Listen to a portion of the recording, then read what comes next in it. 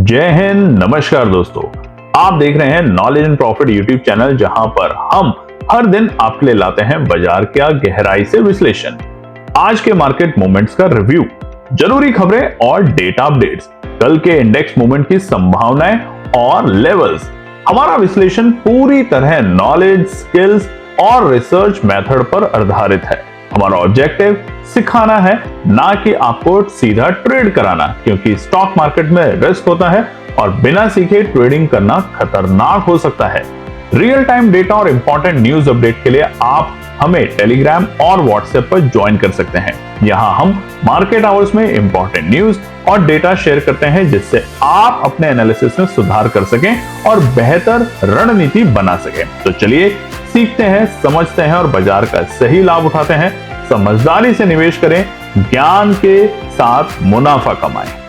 जय हिंद और नमस्कार दोस्तों। चलिए बात करते हैं 13 मार्च यानी कि बृहस्पतिवार के दिन, हफ्ते के आखिरी कारोबारी दिन निफ्टी, बैंक निफ्टी, सेंसेक्स और फिर निफ्टी ने किस तरीके से किया है कारोबार। वीडियो को शुरू करने से पहले आप सभी लोगों को केएनबी टीम के परिवार की तरफ से होली की बहुत बहुत शुभकामनाएं।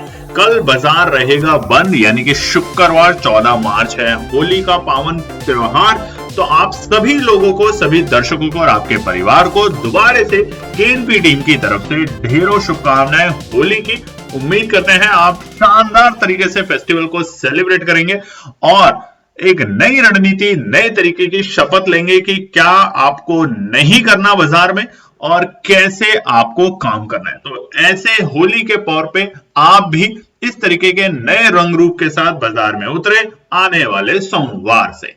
चलिए अब आप बात करेंगे कि बृहस्पतिवार निफ्टी ने किस तरीके से किया कारोबार। स्क्रीन पे आप देख सकते हैं, सबसे पहले निफ्टी का चार्ट खुला हुआ है और ये है 5 मिनट के टाइम फ्रेम कैंडलस्टिक पैटर्न के साथ। इस हफ्ते देखिए हम एक वीडियो लाने वाले हैं, शायद कल के दिन कोशिश होगी एक छोटी सी वीडियो, जिसमें हम बताएंगे कि अगर आप सही तरीके से काम नहीं करेंगे तो आपके साथ भी ऐसा हो सकता है जैसे कुछ कई ट्रेडरों के साथ हुआ है। तो हम मिलवाएंगे आपको एक ट्रेडर से जो बहुत अच्छा चल रहे थे नवंबर के महीने में, दिसंबर के महीने में। हम उनको बता रहे थे कि कैसे काम करना है और उसके बाद अचानक से उन्होंने सोचा कि हम अपने आप काम करें और उसके बाद देखिए उनका क्या होता गया। यानी कि गलतियां उन्हें भी पता है, मगर लगातार अगर आप वही गलतियां करते रहेंगे तो फिर ये सही काम नहीं होगा आपके लिए।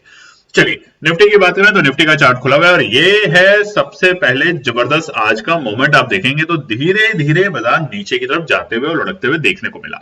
कल एक लाल निशान में निफ्टी बंद हुआ था 22,470। आज एक गैप अप ओपनिंग मिलती है 71 पॉइंट की और बाजार खुलता है सीधा 22,541, 22,541 के लेवल पे। जहां खुला वहां से पहले तो प्रॉफिट बुकिंग दिखी, बाजार लुढ़कता है और लुढ़कने के कारण बाजार आता है पहले अपने लोअर लोज पे शुरुआती अगले 10 मिनट के अंदर, और वो थे 22,460 के आंकड़े। वहां से बाजार ने दोबारा से तेजी दिखाई और फिर बाजार बनाता है अपना डे हाई का लेवल, यानी कि 22,558 के आंकड़े। आप देखेंगे तो पहली कैंडल भी ऑलमोस्ट 22,560 के बेहद करीब पहुंची थी। दोबारा बाजार ने कोशिश करी और तकरीबन 10:20 पे बाजार वापस से उसी लेवल के पास में पहुंचता है जो कि थे 22,558 के आंकड़े, और वहां से फिर से बाजार की पिटाई के चलते बाजार पहुंचता है नीचे के स्तर। जैसे ही बाजार 22,460 के आंकड़ों को तोड़ता है, बाजार पहुंच जाता है 22,420, जो कि हमारे बताए हुए सपोर्ट के लेवल थे। वहां से हल्की फुल्की बाजार में 40 पॉइंट की फिर से तेजी देखने को मिली, मगर लास्ट में बाजार बहुत ही सीमित दायरे में काम कर रहा था। अगर आप देखेंगे 12 बजे से लेकर 3:30 तक सिर्फ 60 पॉइंट की रेंज, यानी कि नीचे के स्तर 22,400 और ऊपरी स्तर थे 22,460, जिसके कारण आज का जो डे लो बना वो हमें बिल्कुल 3 बजे के बाद देखने को मिला और वो थे 22,377 के आंकड़े। क्लोजिंग की बात करें तो लाल निशान में हफ्ते के आखिरी कारोबारी दिन बाजार बंद हुए हैं 73 पॉइंट नेगेटिविटी के साथ 22,397, यानी कि 400 के नीचे जाके बाजार। आज की वीडियो खास है, इसको जरूर देखिएगा, क्योंकि यहां पर ब्रोकरेज हाउसेस जो हैं, तमाम बड़े बड़े ब्रोकरेज हाउस, उनकी कुछ रिपोर्ट आई है जो कि हम आपको आज की वीडियो में दिखाएंगे, तो उसको जरूर देखिएगा, मिस मत कीजिएगा। बात करते हैं सेंसेक्स की। सेंसेक्स की बृहस्पतिवार 13 मार्च के लिए अगर डेटा की बात करें तो यहां पर उतनी उथल पुथल देखने को नहीं मिली जितनी एक्सपेक्ट की जा रही थी निफ्टी से भी, क्योंकि निफ्टी भी आज बहुत ज्यादा वोलेटाइल नहीं देखने को मिला। शुरुआती अगर हम 1 घंटे को हटा दें तो उसके बाद बाजार एक बहुत ही लिमिटेड दायरे में काम कर रहा था। लग ही नहीं रहा था कि आज निफ्टी की एक्सपायरी है, उसको आज दबाने वाले जो थे वो आईटी सेक्टर थे। थोड़ी बहुत हमने ऑटो में तेजी देखी, मगर वहां पे फार्मा और रियलिटी जो थे उन्होंने दबा के रखा। सेम सेंसेक्स के साथ भी ऐसा ही हुआ। कल सेंसेक्स बंद हुआ था एक लाल निशान में 74,030, आज खुलता है गैप अप ओपनिंग, शानदार गैप अप ओपनिंग देखेंगे तो आप 363 पॉइंट की गैप अप ओपनिंग के साथ सेंसेक्स खुला 74,393 के लेवल पे। जहां खुला वो हमारा पहली ही कैंडल में अपना डे हाई का लेवल बनाया, यानी कि जहां खुला वहां से सिर्फ 8 पॉइंट ऊपर सेंसेक्स पहुंचता है 74,401 के लेवल पे, जो कि हमारे रुकावट के स्तर थे। कल की वीडियो में भी आपको बताया था। और वहां से बाजार लुढ़कता है और लुढ़कते लुढ़कते पहले 10 मिनट के अंदर ही बाजार पहुंच जाता है 74,100 के नीचे। हालांकि वहां से बाजार ने फिर रिकवरी करी, मगर बाजार अटेम्प्ट कर पाने में मुश्किल रहा जो हमारा सुबह का डे हाई का लेवल था। और फिर उसके बाद धीरे धीरे लुढ़कते लुढ़कते अगर हम 12 बजे से बात करें तो बहुत ही सीमित दायरे में बाजार काम कर रहा था, तकरीबन 250 पॉइंट की। और वो 250 पॉइंट इसलिए क्योंकि जो लोअर लोज थे बाजार के वो हमें 3 बजे के बाद देखने को मिले, और वो थे 73,771, यानी कि 73,771।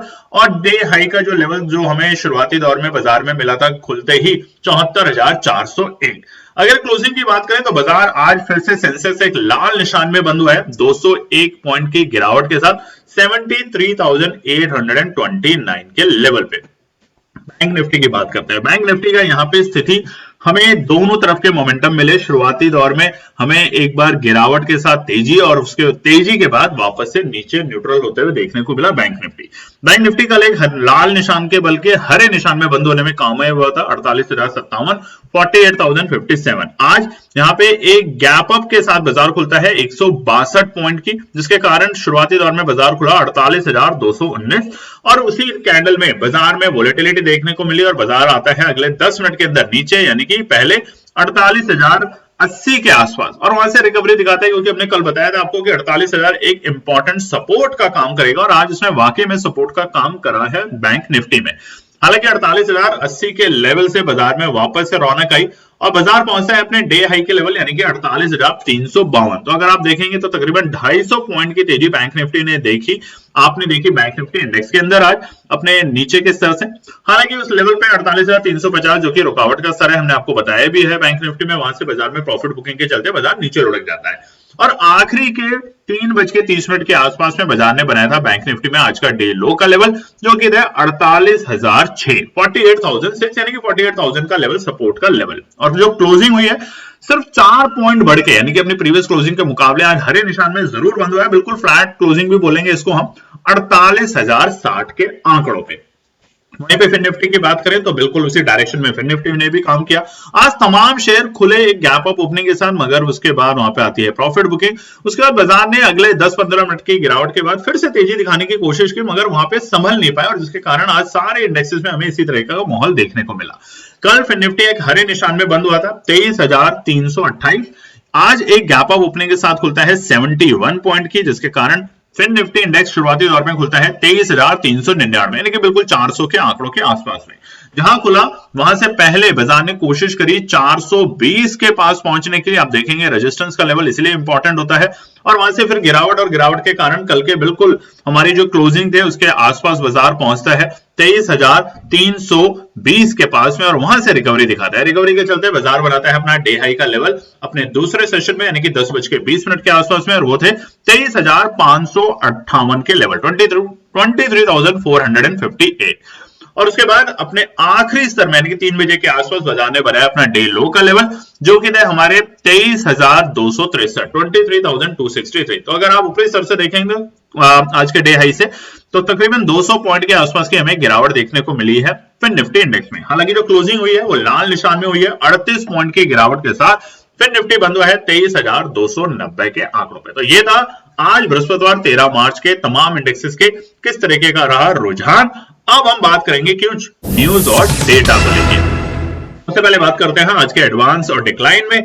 आप देखेंगे 900 84 शेयर्स बढ़ के बंद हुए हैं, यानी कि हरे निशान में, और डिक्लाइन हुए हैं 1894, यानी कि गिरने वाले शेयर ज्यादा रहे बढ़त के मुकाबले, और अनचेंज तकरीबन 70 शेयर। तो गिरावट गंभीर दिख रही है इंडेक्स के ऊपर भी और स्टॉक्स के ऊपर भी। अब बात करते हैं बड़ी इंटरेस्टिंग, जो कि हमने आपको आज के थंबनेल में भी लिखा है कि 2025 के लिए, यानी कि इस साल के लिए जो लक्ष्य आए हैं ब्रोकरेज हाउसेस के, ये तमाम बड़े बड़े ब्रोकरेज हाउस हैं, उनके जो लक्ष्य आए हैं वो आपको दिखा देते हैं कि अभी बाजार बहुत नीचे है, 23,000 के हम नीचे कारोबार कर रहे हैं। क्या हम ये लेवल देख पाएंगे? बहुत से लोगों के लिए सवाल निशान है कि क्या हम यहाँ पहुंच पाएंगे जिस तरीके की मंदी बाजार में है, जिस तरीके की गिरावट है। तो अगर बड़े बड़े ब्रोकरेज हाउस बुलिश हैं तो हम क्यों नहीं, बस हमें इंतजार करना है सही लेवल पे बाजार को आने पे, खरीदारी करने पे। और बहुत सारे स्टॉक्स जो कि बहुत ज्यादा अपनी वैल्यूएशन में करेक्ट हो चुके हैं, उनके ऊपर अब नजर रखनी चाहिए, उनको सही टाइम पे अपने पोर्टफोलियो में ऐड करना चाहिए, ताकि आने वाले साल के अंत तक और अगले साल तक आप एक शानदार प्रॉफिट बनाएं किसी भी अच्छे दिग्गज स्टॉक्स के अंदर। कमेंट सेक्शन में जरूर लिखिएगा। अब यहां पर अगर हम दिखाएं तो आईसीआईसीआई डायरेक्ट 28,800 का लक्ष्य लेके बैठा हुआ है निफ्टी का 2025 तक। बजाज ब्रोकिंग भी 28,700 और मॉर्गन स्टैनली जैसे बड़े ब्रोकरेज फर्म्स भी 28,000 के लेवल पे बाजार को दिखा सकता है 2025 में, ऐसा उनका मानना है निफ्टी में। उधर बात करें गोल्डमैन सैक्स, बैंक ऑफ अमेरिका और जेपी मॉर्गन भी 26,500 और 27,000 के लक्ष्य के लिए बैठे हुए हैं। यानी कि हम जो 25,000 के लिए फाइट कर रहे हैं इस वक्त कि क्या निफ्टी 25,000 जाएगा, ये तमाम ब्रोकरेज हाउस उससे ऊपर की खबर और लक्ष्य लेके बैठे हुए हैं। अगर हम सबसे लोएस्ट बताएं तो आप देखेंगे नोमुरा जो है वो 23,784 की लक्ष्य के लिए बैठा हुआ है। तो कहां पर एंट्री करनी चाहिए, ये सबसे बड़ी बात है। और इन सब का अगर आप एवरेज निकालेंगे तो ये देखने को आ रहा है कि निफ्टी 26,000 तक जाने के लिए तैयारी कर सकता है इसी साल 2025 में, और वो बताएगा वक्त जब 26 और 2025 का साल हमारा खत्म होने को आएगा कि कौन से ब्रोकरेज हाउस की जो भविष्यवाणी है या जो उनकी स्ट्रैटेजी है वो सही मापदंड पे आती है। फिलहाल के लिए एक और इंपॉर्टेंट डेटा आपके साथ शेयर करते हैं यूएस डॉलर और इंडियन रुपीस के बारे में। तो हम देखेंगे जितना रुपया हमारा मजबूत होगा, यानी कि डॉलर के मुकाबले जितना मजबूत होगा, वो हमारी अर्थव्यवस्था के लिए एक अच्छे संकेत है। तो आज भी अगर हम देखें तो इंडियन रुपीस जो है वो थोड़ा सा मजबूती के साथ बंद हुआ है, 87 रुपए के नीचे जाके बंद हुआ है। और ये जितना ज्यादा मजबूत होगा उतना हमारे लिए और हमारे भारतीय बाजारों के लिए अच्छा होगा। हमारे लिए इसलिए क्योंकि जो स्टॉक्स हैं जिनके पास आपका निवेश लगा हुआ है, उन दिग्गज कंपनियों में बढ़ोतरी देखने को मिलेगी अगर वो किसी भी तरीके का इंपोर्ट करते हैं तो, या एक्सपोर्ट करते हैं तो। मगर आप में से बहुत से लोग निवेश नहीं करते। कमेंट सेक्शन में लिखिएगा। हमने चैनल शुरू किया था साइन, जिसका नाम था स्टॉक एनालिसिस इनसाइट। अगर आप चाहते हैं, क्योंकि जिस तरीके से वैल्यूएशन हो चुकी है बाजार की ऊपरी स्तर से, काफी बड़े बड़े दिग्गज स्टॉक्स अब गिर चुके हैं, तो वहां पर अब किस स्टॉक्स पे रखनी चाहिए नजर कम से कम साल या 2 साल की अवधि पे, तो कमेंट सेक्शन में लिखिएगा ताकि हम उसको दोबारा से शुरू करते हैं छोटी छोटी वीडियो के पार्ट से। अगली बड़ी खबर है यूएस का डॉलर इंडेक्स। अब देखिए ये भी बहुत बड़ी बात है। हमने आपको बताया था कि डॉलर इंडेक्स ऑलमोस्ट पिछले कुछ दिनों से लगातार गिरावट में आ रहा है, और जितना डॉलर इंडेक्स गिरेगा उससे क्या होगा कि अमेरिका के बाजारों में दबाव देखने को मिलेगा और भारतीय बाजारों के लिए ये एक अच्छा सुनहरा मौका होगा। तो ये भी फिलहाल के लिए एक अच्छी खबर है भारतीय बाजारों के लिए। और आखिरी खबर है हमारा क्रूड ऑयल, यानी कि कच्चा तेल। कच्चे तेल में भी आप देख सकते हैं बीते फरवरी से ये थोड़ा कूल डाउन हुआ है। हालांकि पिछले 2-4 ट्रेडिंग सेशन से जरूर 70 के आसपास आया, मगर ऐसी उम्मीद की जा रही है कि क्रूड ऑयल अभी फिलहाल सस्ता और नरम ही रहेगा, 70-72 के नीचे ही।